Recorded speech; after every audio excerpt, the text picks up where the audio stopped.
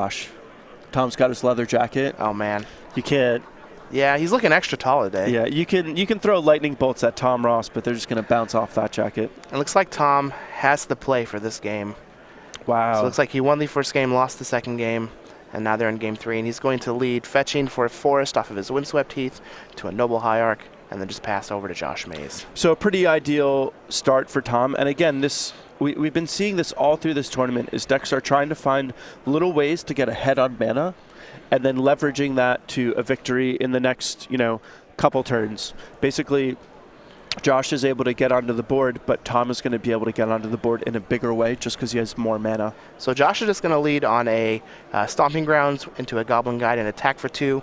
But the bad news is it revealed a Become Immense on top of Tom's deck. So that is something that Josh is going to have to be wary of now the rest of the game.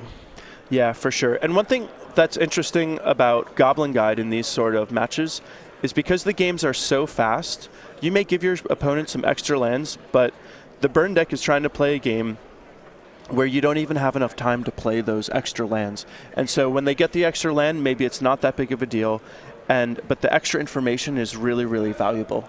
Absolutely. So it looks like Tom is just going to play an Inkmoth Nexus, crash in for 1 off the Exalted trigger of that Noble Hierarch. Josh is just going to go ahead and lay Scalding Tarn, cast another Goblin Guide, crash them into the red zone. Both triggers are going to reveal a Spell Pierce, which is not really going to do much at this particular moment. Yeah, this is definitely one of the better starts for Josh. I mean, he was on the draw, but because he has haste creatures, he's kind of able to steal a little bit of that initiative back from Tom, despite Tom having a Noble Hierarch on turn 1, which is putting his mana even farther ahead.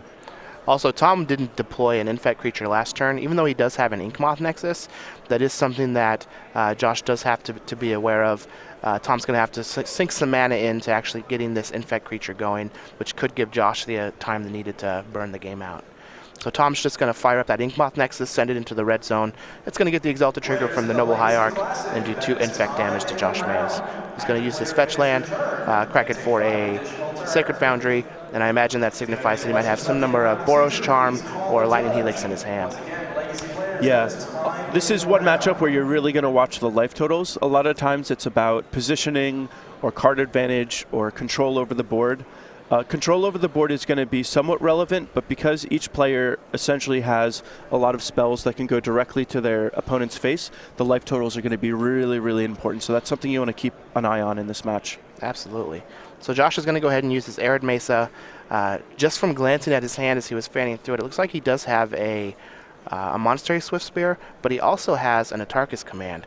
So looking at it, he can actually do 12 points of damage to Tom this turn if Tom doesn't block. If he decides to try and go all in. But he does have to remember, Tom has that Spell Pierce that he got off of the Goblin Guides that he can cast off that Noble Hierarch. Yeah, and Josh knows that the Become Immense is a huge threat. So Josh, he wants to get as much damage in as he can, but we can see here that he's playing things a little bit more conservatively, respecting the fact that Tom can just kill Josh. Absolutely. Plus, it also looks like he has some number of Boros Charms in his hand, so he does have quite a bit of burn that he's going to be able to try and use here. Yeah, and that's always the situation that you want to be in, is if you're going to hold your mana open in order to play around something on your opponent, you always want to have something to do and some way to use your mana in case they don't do the thing that you expect them to do. Absolutely.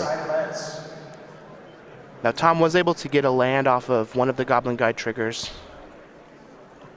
And it looks like he's just going to use a Vines of the Vastwood on Josh's end step. Powering up that delve. Just trying to power up that delve.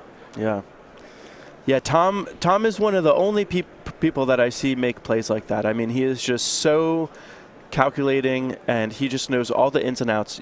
He's just such a good player to watch for these scenarios, because in a game where it's likely only going to be 4 or 5 turns, you really got to make every single turn count. And I mean, he has limited information.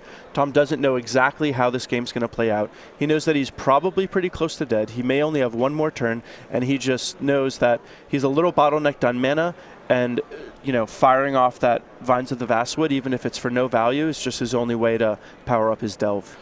So it looks like here he has shocked himself on that breeding pool and deployed the Necropede that was revealed off of the Goblin Guides. So at this point, he's just trying to survive a turn and get to a point where he can use his Become Immense on that Inkmoth Nexus and win the game. But Josh is going to go ahead and fire a lightning bolt on Tom's end step. I have to imagine this is going up top. Yeah, I agree. Tom has his Spell Pierce, so he's probably considering if he wants to use it here. Tom's life total is really, really, really low, and he's worried about this quite a bit.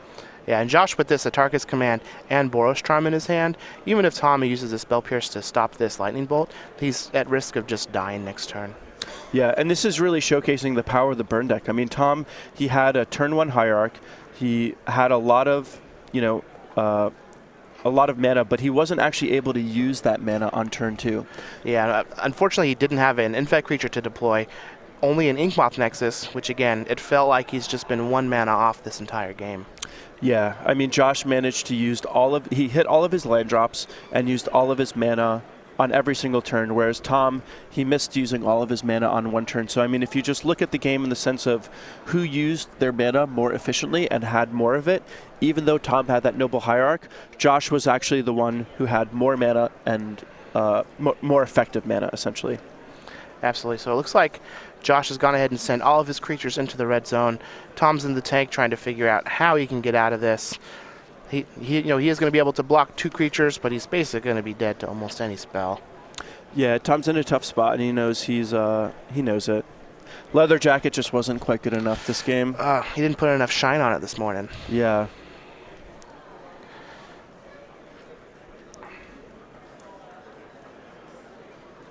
And this is basically it. Even if Tom Spell Pierces the Boros Charm, the Prowess trigger on the Swift Spear, and the Goblin Guide still take him down. So it looks like we've got a Nature's Claim targeting his own Necropede, which is something that's real sweet for these Infect decks to be able to try and gain some life. But Josh does have a fetch land that he's going to use there, and I imagine he's going to try and cast his Atarka's Command, which is going to get hit more than likely with that Spell Pierce. Yeah, so Tom has actually played this really, really well. It looks like he may have bought himself another draw step. And a bunch more cards in his graveyard for Become Immense. Yeah.